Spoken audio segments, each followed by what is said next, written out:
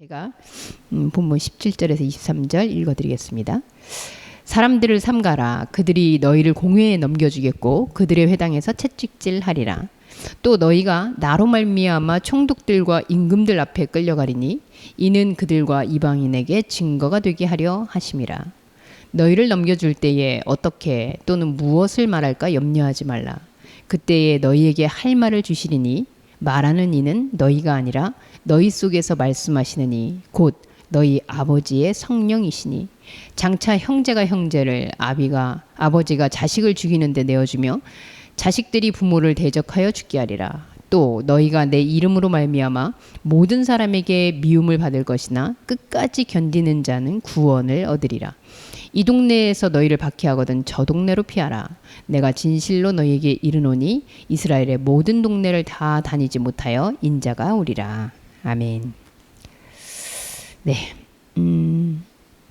오늘 말씀도 사실은 비유의 말씀이에요. 지금 이번 달까지 비유하고 그 다음에 질문으로 읽는 성경 하자고 했는데 이게 비유인가? 뭐 이렇게 생각할 수 있을 것 같아요. 근데 사실은 성경이라는 이 말씀이 구약 신약을 다 통틀어서 이 땅의 세계를 통해 혹은 이 땅의 언어를 통해 이 땅의 상황을 통해 하나님의 나라를 알게 하는, 하나님의 존재를 알게 하는, 그리고 영적 진리를 드러내는 비유이다라는 전제를 생각하면 성경 전체 내용이 사실은 비유라 해도 과언이 아니지 않나라는 생각이 들어요. 거기에 있는 역사 그대로. 뭐 창조는 창조가 과학이 아니잖아요. 그래서 이 창세기부터 요한계시록까지 모든 말씀이 하나님의 세계를 알도록 하는 인간의 언어로 표현된 비유가 아닌가라는 생각을 하는데 그 중에서도 우리는 예수님의 비유의 말씀을 지금 함께 나누고 있습니다. 근데 이게 비유가 아니면, 오늘 이 본문이 비유가 아니면 사실 큰일이 나요. 그 비유가 아닌 걸로 읽어서 큰일이 나죠.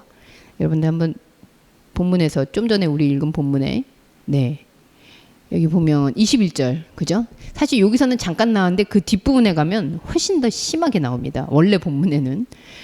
그래서 장차 형제가 형제를 아버지가 자식을 죽이는 데 내어주며 자식들이 부모를 대적하여 죽게 하리라.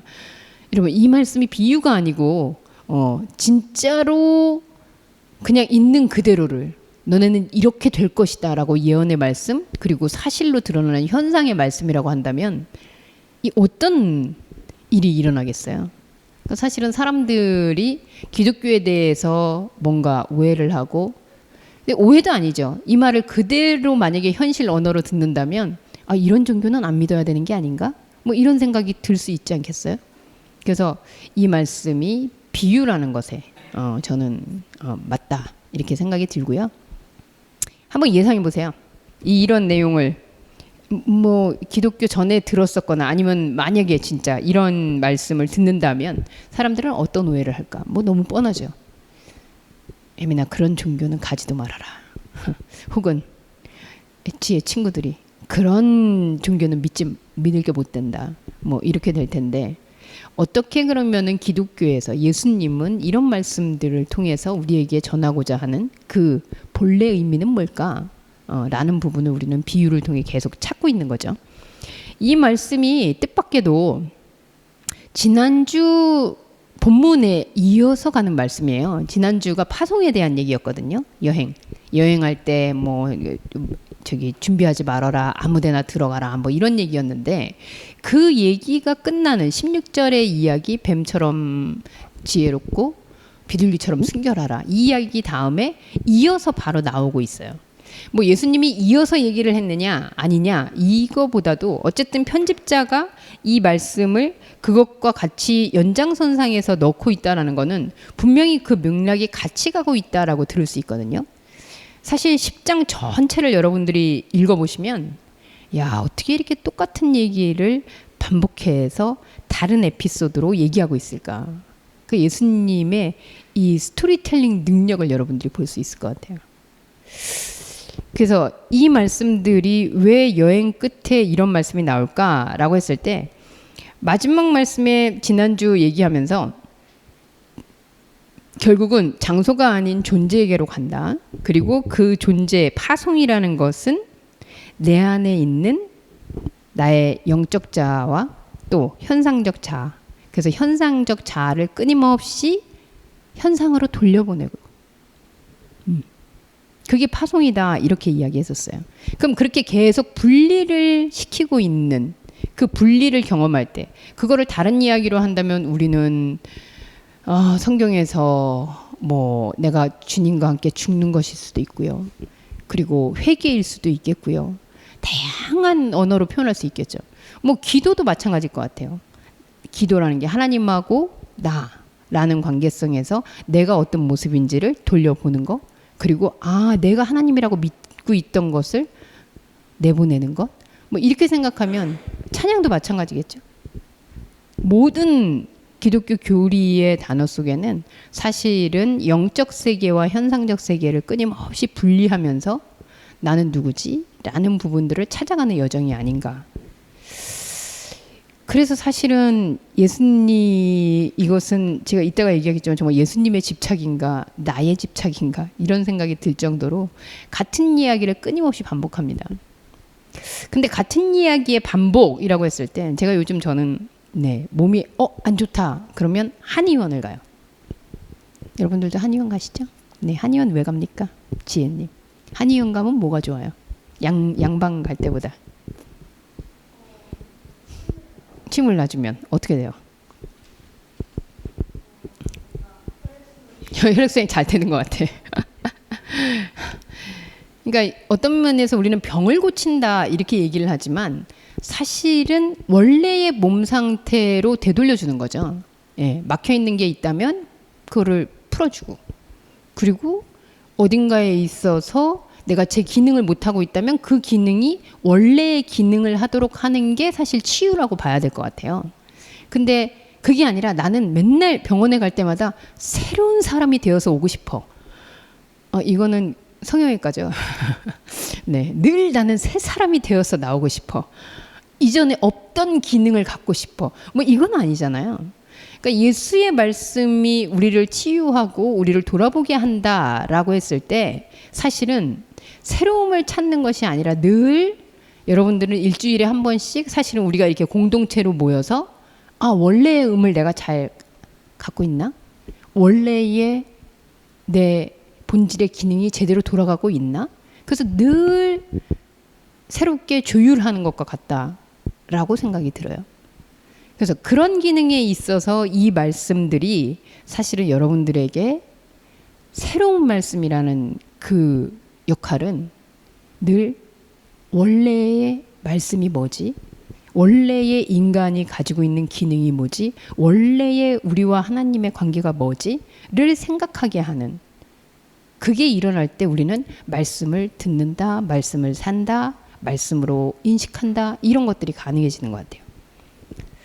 자, 오늘 말씀을 한번 그러면 또 어떻게 이렇게 똑같은 말씀을 다르게 하시는지 한번 봅시다.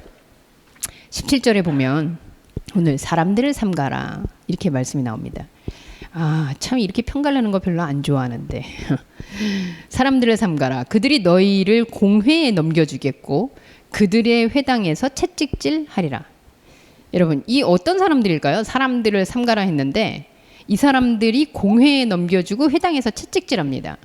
자, 공회와 회당에서 채찍질하는 사람들 어떤 부류의 사람들이 이게 가능하죠? 승진 씨? 막 사람들을 공회에다 넘겨주고 이 당시에 회당에다 넘겨서 채찍질하게 하고 고발하는데 이 어떤 사람이어야 이 고발 자격이 있으니까 아무나 이렇게 하면은 그냥 갑니까? 그럼 어떤 사람이 이렇게 하면 고발됩니까? 이 유대 이 시절에 양반급 양반급 레트로한 단어네요. 양반급이니까 그 당시 이스라엘로 치면 양반급 뭐 이스라엘 중에서도 급 있는 사람들이겠네요. 종교 지도자들이겠죠. 이 회당과 특히 이 공회 이런 용어들은 종교 용어로 우리가 읽히잖아요. 자, 종교적 비판이에요. 근데 이 사람들을 상관할 때 그러면 종교 지도자들을 안 만나야겠군. 여러분들 왜 정기적으로 만나러 오시는 겁니까? 그러니까 이렇게 공회에 넘겨주고 우리를 회당에서 채찍질 시키는 이 사람들은 뭘까? 이게 전형적으로 들으면 너희가 전도를 하러 나가서 파송장에 있는 거니까 파송을 하러 나갔을 때 말씀을 전하고 다니면 마치 하나님의 말씀 전하는 자들을 고난 주는, 그래서 박해와 또 억압과 이런 것들을 너희가 받게 되더라도 그럼 받게 되는데 그런 사람들을 피해라. 뭐 그런 사람들은 아예 처음부터 상종하지 말아라. 이런 얘기로 들을 수 있겠으나 사실 우리가 여행 자체가, 파송 자체가 그렇게 어떤 장소나 지역을 가는 여행이 아니라고 전제했잖아요.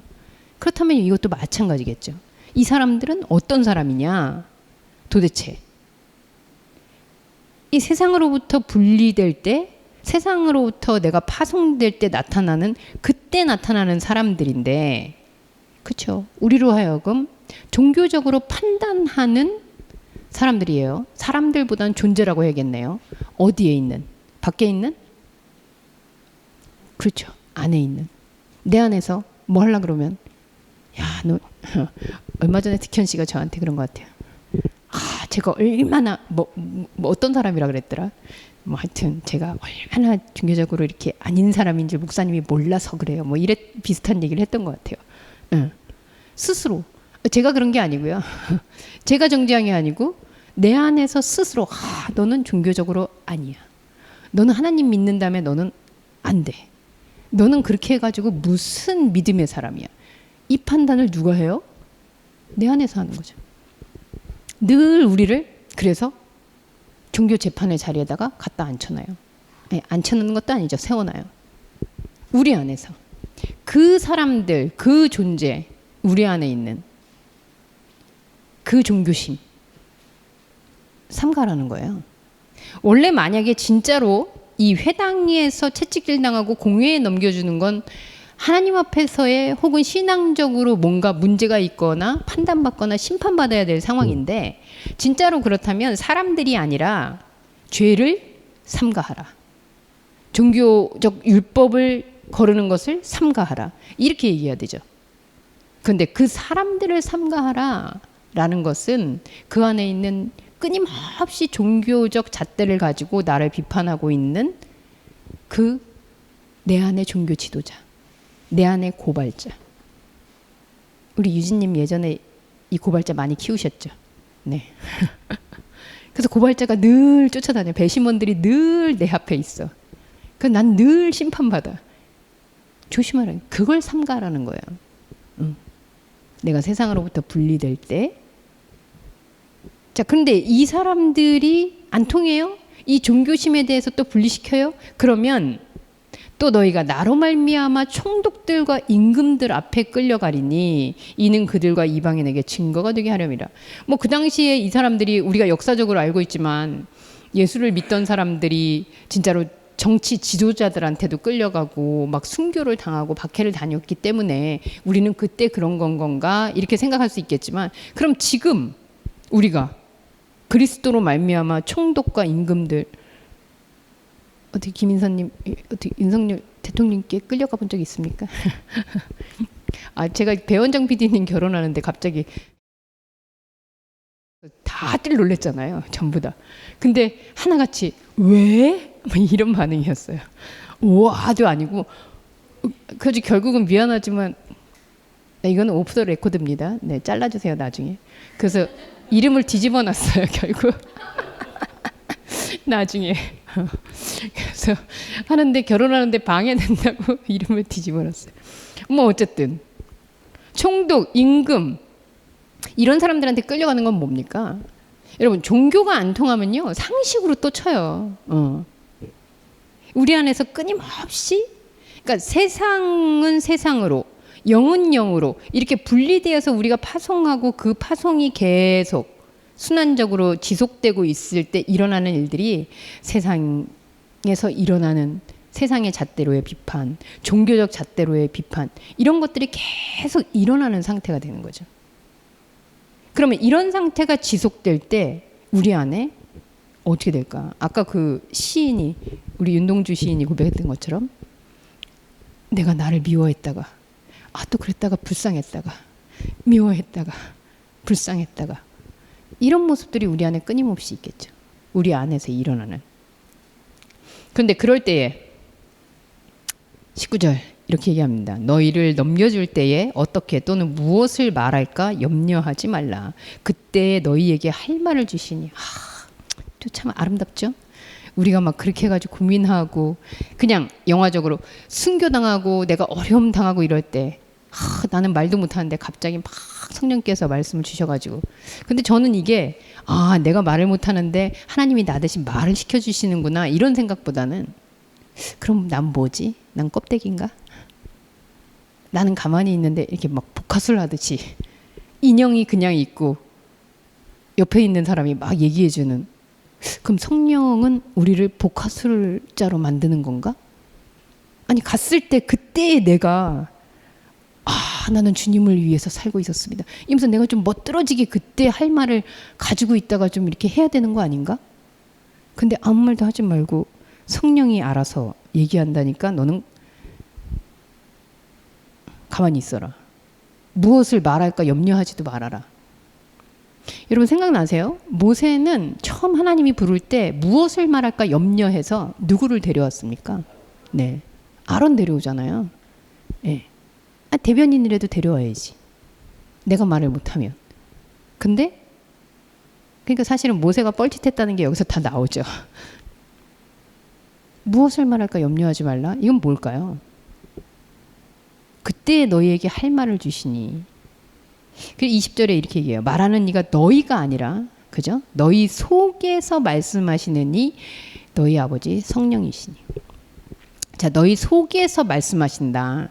이 말은 사실은 우리 여행할 때 하고 똑같아요. 두버로 준비하지 말아라. 어디로 갈지 생각하지 말아라. 왜냐하면 이 말은 겉으로 하는 누군가에게 전파해야 되는 그런 얘기가 아니기 때문에 외부로부터 들려지는 언어들이 아니기 때문에 내 안에서 들려오는 소리를 귀 기울여야 되는 거죠. 그러니까 할 말이 아니라 사실은 듣게 되는 말이에요. 우리 안에 있을 때 성령 안에서 사실은 말씀하는 거거든요. 너희 속에서 말씀하시는.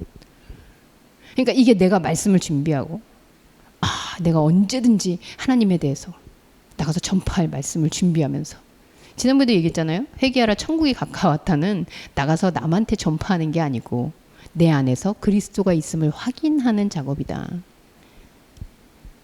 그러니까 사실은 너희 속에서 너희 자신 안에서 밖으로부터 혹은 밖을 향한 말이 아닌 내 안에. 사도 바울은 이런 얘기를 했어요.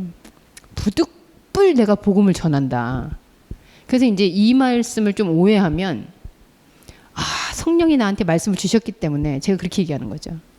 오늘 혜미님이 오셨는데 내가 기도하다가 오늘 성령께서 혜미님에게 전파하라고 하십니다. 이렇게 전제를 하고 말씀을 시작하면 혜민이가 어찌 가볍게 들을 수 있겠어요. 여러분 성령은 그렇게 얘기하시지 않는다는 거예요. 이 부득불 얘기하는 것은 내가 피하고 싶어도 내 안에서 들려오는 말인데 그것은 남을 향해서 주기 위해서 하는 말씀이 아니라 내 안에서 성령이 나로 하여금 나와 대화하는 거죠. 내 안에서. 그러니까 어떤 말을 하실까요? 아까 얘기했잖아요. 앞에서.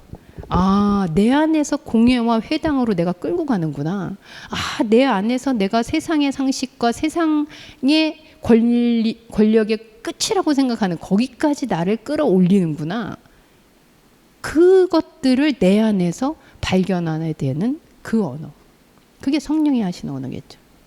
그래서 성령의 언어는 밖으로 할 언어가 하나도 없어요. 샬라샬라 방언이 됐든 아니면 뭐가 됐든 밖으로 하는 언어가 아닌 내 안에 영적 자아와 현상적 자아 안에서의 분리 가운데 일어나는 들려지는 말씀이겠죠. 그게 긍정이든 부정이든. 말하는 이는 너희가 아니다. 너희 속에서 말씀한다. 자, 근데 이 말하는 이 말씀이 그 성령의 말씀들이 우리에게 임할 때 이런 일이 일어난 거야. 아까 제가 끔찍한 관계, 폐륜 막 이렇게 강하게 써놨는데 21절 장차 형제가 형제를 아버지가 자식을 죽이는데 내주며 자식들이 부모를 대적하여 죽게 하리라. 아, 이런 말씀만 따오면 진짜 기독교 너무 끔찍하지 않습니까? 네. 뭐 모슬렘도 끔찍하긴 합니다만. 자, 이 말씀이 그렇다면 여러분 지금 전제가 우리 안의 세계에서 계속 일어나고 있는 거라면, 그렇죠? 유진 안에 있는 유진이 유진을, 유진이 아버지라고 생각하는 유진이 전통부터 붙잡고 왔었던 그게 이제 그게 아니구나를 발견한 나에게, 그리고 그게 아니구나 발견한 자들이 유진 안에서 또 그 전통과 대적하면서 계속 그 안에서 갈등과 분란이 일어나겠죠. 외부가 아니라. 이 말씀 듣고 가가지고 우리 부모님은 하나님을 안 믿어. 우리 부모님은 달라. 그래서 대적해야 돼. 여러분 이러시면 안 돼요. 전혀 상관없는 말씀인 거죠. 내 안에서 부모라는 것, 형제, 자매, 이 혈연지간이잖아요. 인간관계에 있어서 사실 뭐 친하냐 안 친냐를 떠나서 혈연관계, 이거는 그냥 일반적인 지인관계하고는 다른 차원이죠. 인간의 관계의 차원에서도. 그럼 내가 그 안에서 맺고 있고 내가 고백하고 있는 최상의 친밀의 관계라고 할지라도 그 안에서 오히려 그렇기 때문에 그 안에서 붙잡고 있는, 그리고 오해하고 있는, 하나님이라고 믿고 있는 그런 것들이 서로 거기서 갈등을 일으키는 거죠. 그러니까 사실 여러분 예수 믿으면 분란이 일어난다, 맞습니다. 근데 외부로 그렇게 드러나는 게 아니고요. 내 안에서 끊임없는 이 갈등들이 일어나는 거죠. 여러분 이거를 뭐라 그래요? 미움이죠. 네. 자, 미움이 오래되면 뭐가 됩니까? 디현님, 미움이 오래돼. 네, 미움이 계속 돼. 집착 사랑이 돼요. 미워하다가 미운정. 그럴 수도 있겠네. 증오를 넘어서면 그 끝에 미워하는 미워하다가 미워해서 죽이기까지 하겠죠. 박해하겠죠. 네. 그러니까 이 미움, 박해, 순교 이런 단어들이 나오는 게 우리 안의 세계에서 일어나는 영적 세계에 대한 어떤 표현들이라고 했을 때, 아까 처음에 해당해서 책찍질하는 거, 총독들과 임금 앞에 끌려가는 거, 거기에서 지금 일어나고 있는 이 내용들이 그리스도인들이 순교당하고 박해당하고 거기에서 어떻게 이겨낼지에 대한 노하우를 주는 게 아니라 그리스도라는 존재를 만나게 됐을 때, 그리스도는 결국 뭐 하는 존재라고 했어요? 지난주에 우리는 그리스도를 만나는 순간 우리는 분리를 경험해요. 내가 그동안 하나님이라고 생각했던 게 아니었구나. 그냥 이건 현상이구나. 이런 것들을 구별해내게 된다 그랬거든요. 그게 거룩이잖아요. 그랬을 때 그 구별은 그냥 오는 게 아니고 맞아요 이렇게 오지 않는다는 거죠. 이런 통증과 갈등과 미움과 심지어 박해, 심지어 자식과 부모가 갈라서는 것 같은, 형제와 형제가 분란을 일으키는 것 같은 이런 뒤바뀜이 일어난다는 거죠. 이게 얼마나 큰 겁니까? 근데 이제 이것도 안 통하니까 나중에 요한계시록 가면 뭐가 나와요? 막 하늘에 지진 나고 하늘이란다. 땅에 지진 나고 번개 치고 다 망하고, 이게 결국은 이 표현들의 더 극대화된 표현들이거든요. 예수라는 그리스도라는 존재를 만났을 때 우리 안에서 일어날 수밖에 없는 이 변화의 모습들이에요. 원음이 틀렸을 때 원음을 그냥 찾으면 좋겠으나 우리도 이사하고 이러면서 막 음이 많이 틀리니까 어쩔 수 없이 망치로 두들기고 쪼이고 끊어질 때까지 다시 땡겨보고, 그런 갈등들이 일어나는 조율의 시간이라는 거죠. 근데 이게 언제 끝나냐? 참. 22절 미안하지만 같이 읽어봅시다. 시작. 또 너희가 내 이름으로 말미암아 모든 사람에게 미움을 받을 것이니 끝까지 견디는 자는 구원을. 미안합니다. 앞에서 이랬으면 이제 너희가 그러다가 3년 뒤면 3개월 뒤면 끝나리라 이게 아니고요. 내 이름으로 말하면 그리스도를 만나는 지점에서는 예외 없이 그리스도라고 되어지는 내가 의식하든 의식하지 못하든 거기에서는 모든 사람에게 미움을 받는다. 여러분 영적 존재, 영적 자가 아닌 모든 현상 세계. 그래서 성경에서는 이걸 모든이라고 많이 나와요. 너희가 먼저 그의 나라와 그 의를 구하라. 그리하면 모든 것을 더한다 할 때도 이 모든 하나님의 관심인 그리스도의 이름으로 붙어 있는 존재 빼놓고 다 전부 거기에서 미움을 받는다는 거예요. 근데 끝까지 견디는 자는 구원하리라. 끝이 언제입니까, 혜미님? 여기 이 끝은 언제일까요? 끝까지 견디는 자는 대략 언제쯤? 언제쯤이고 싶어요?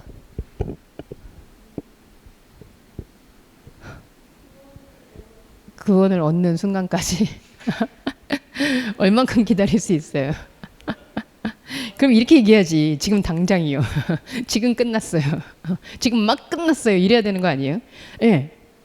모든 사람에게 모든 현상 내가 깨닫고 있는 그 순간이 사실은 현상으로부터 고발당하고 회당에서 채찍질 당하고 내가 총독과 임금 앞에서 그렇게 송사당하고 이런 시간들이었구나 라고 깨닫는 그 지점이 사실은 미움의 시작이기도 한데 미움의 끝이기도 해요. 그 순간이 그걸 깨닫는 순간이 우리에게 구원이 임하는 시간인 거죠. 끝까지 견디는 자는 구원을 얻으리라. 끝이 언젠지도 모르고. 그래서 이 당시에 예수님이 이렇게 얘기할 땐 사람들은 그랬겠죠. 귀로 들리니까 이제 끝이 다 돼가나 보다. 적어도. 근데 예수님이 십자가에 그냥 죽네? 이제 끝났나? 다시 부활하셨네? 그럼 이제 부활했으니까 끝났나? 승천하셨네? 끝났나? 그러기를 지금 2000년이 넘어 우리도 이러고 있잖아요. 그럼 그때부터 지금까지가 아니라 앞으로 3000년, 4000년 뒤가 아니라 그때 이미 끝이었죠. 내가 끊임없이 나의 영과 현상과 이게 하나가 될 수 없는 거였구나. 이 현상에 하나님이 생각하는 천국이 있는 게 아니었구나. 이걸 아는 순간이 구원이라면 이미 구원은 와 있는 거죠. 제가 여기다 그랬죠. 언제 끝나? 구원은 미움이 필수야? 그럼 미움을 꼭 받아야만 가나? 안 미우면 안 되나? 네, 필수예요. 그러니까 미움이라고 표현하는 그래서 여러분들도 지금 끊임없이 박해를 당하고 순교당하고 있는 거예요. 만약에 그 당시에만 아니면 지금 종교의 자유가 없는 나라에서만 순교를 당하고 있다, 박해를 당하고 있다라고 생각한다면 이 말씀은 우리에게 유효하지 않겠죠. 마지막 말씀이 우리에게 희망입니다. 같이 한번 읽어보죠. 시작.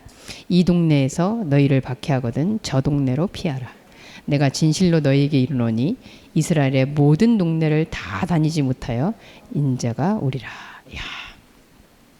너무 감사하지 않습니까? 이스라엘에 어쨌든 그 동네가 몇 개인지는 모르겠으나 거기를 다 다니기 전에 근데 이 예수님의 표현이 지난번에 어디를 들어가든 그냥 네 평안을 빌어라 이러는 것처럼 이 동네에서 너희를 박해해? 피해. 현상에서 여기에서 막 힘들어? 피해. 그러면 거기 가면 없어질까요? 그럼 또 저 동네로 피해. 예수님 관심 없다는 얘기예요. 그냥 어디든 그냥 네 몸이 가는 대로 어디 가도 돼. 지금 여기 이영자 권사님 들어와 있는데 우리 이영자 권사님이 이제 통화로 가끔 저하고 이제 얘기하면서 이제 어딜 갔었다 막 이런 얘기를 막 하세요. 간증처럼. 근데 그때 나오는 용어가 이거 비슷해요. 내가 오늘 저기로 갔었는데 글로 가니까 그리로 거기가 뚫려 있더라고. 그래서 그쪽으로 쭉 가면 아무도 못 알아들어요. 본인 세계에서만 일로 절로 저 동네 이 동네 있는데 내가 어딘 줄 알아. 동네 이름을 얘기 안 하고 이 동네에서 이러면 저 동네로, 저 동네에서 그 동네로 뭐 이런 식이에요. 그러니까 예수님이 얘기하는 이 동네에서 저 동네 어디로요? 지금 우리가 있는 곳이 어딘데요? 상관없다는 거야. 이스라엘의 모든 동네를 다니지 못해서 인자가 온다, 빨리 온다, 이 얘기가 아니라 이스라엘의 모든 동네를 다닐 필요가 없는 거죠. 그렇게 오는 게 아니니까. 그리스도와 함께 있는 시간은 내 안에서 성령의 언어로 내가 종교적 삶으로 하나님을 찾고 있었구나 라고 생각해서 그 분리되는 그 순간, 그래서 내가 영적 자의 그 원음을 찾는 순간, 원음이라는 건 이미 있었잖아요, 여러분. 원음이 없는데 어떻게 찾아요? 그리스도는 이미 늘 변함없이 우리에게 같이 있다는 거죠. 그런데 내가 자각하는 순간 마치 지금 있는 것 같은 거지, 언제든 그리스도는 내가 깨닫는 그 순간에 항상 이미 있다는 거예요. 이미 와 있다는 거예요. 뭐 얘가 저긴지 모르겠으나 제가 사실은 저 이영자 권사님의 딸입니다.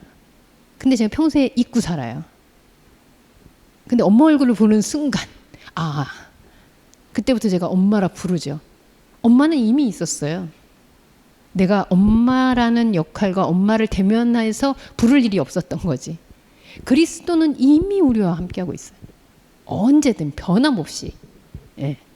하늘 끝에 가도 땅 끝에 가도 바다 끝에 가도 어디에 가든 이미. 그래서 우리에게 허락되어 있는 이 그리스도와 함께하고 있는 이 세계. 근데 사실은 그것을 과거로 혹은 앞으로 다가올 미래로만 생각하는 것은 우리 안에서 우리가 설정하고 있는 거죠.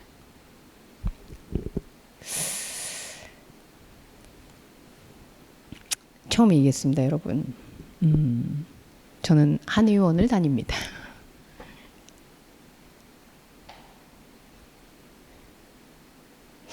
(28절에) 사실은 중요한 말씀인데 제가 여기 본문에는 기록을 못했는데요. 제가 결론으로 한번 읽어드릴게요. 28절에 보면 몸은 죽어도 영혼은 능히 죽이지 못하는 자들을 두려워하지 말고 오직 몸과 영혼을 능히 지옥에 멸할 수 있는 이를 두려워하라. 마치 몸은 죽어도 영혼은 능히 죽이지 못한다 그러면 뭐 종교 지도자, 아까 나왔던 현상세계에서의 권위자들 뭐 이렇게 생각할 수 있겠지만, 그러면 우리를 완전히 지옥에 보낼 수 있는 하나님을 두려워하라 이런 말이냐? 그런 말씀이 아니라 우리의 몸과 영혼을 능히 지옥에 보낸다고 믿고 있는 게 사실 우리의 종교죠. 그렇죠? 좋은 일 많이 하고 이러면 우리는 천국 가. 이렇게 하면 벌 받아서 지옥 가. 이렇게 생각했구나.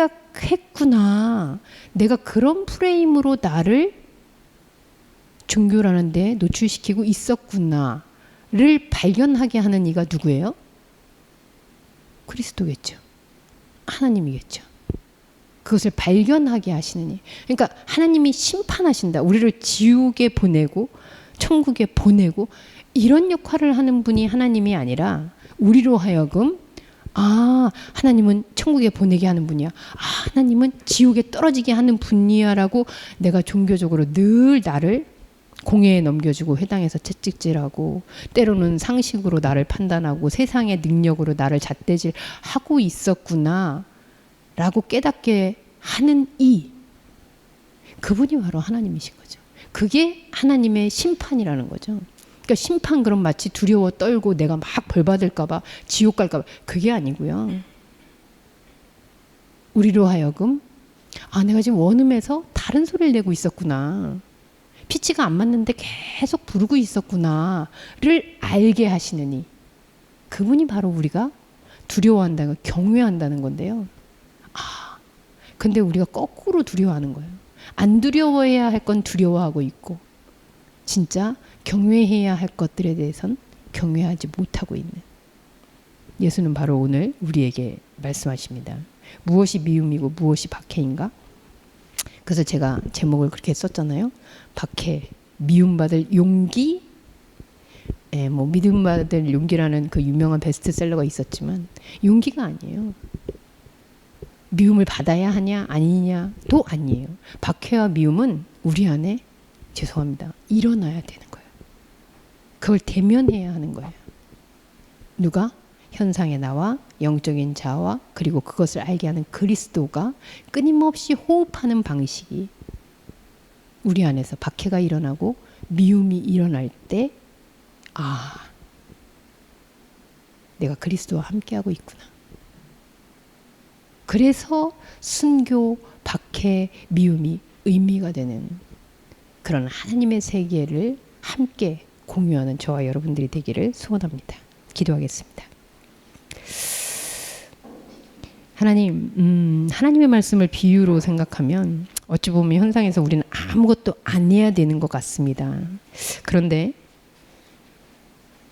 내가 무엇을 먹었는지에 따라 내 몸이 반응하는 것처럼 우리의 말씀을 먹는 순간 그 말씀이 우리의 현상을 통해서도 무언가를 말하고 있음을 또 고백합니다.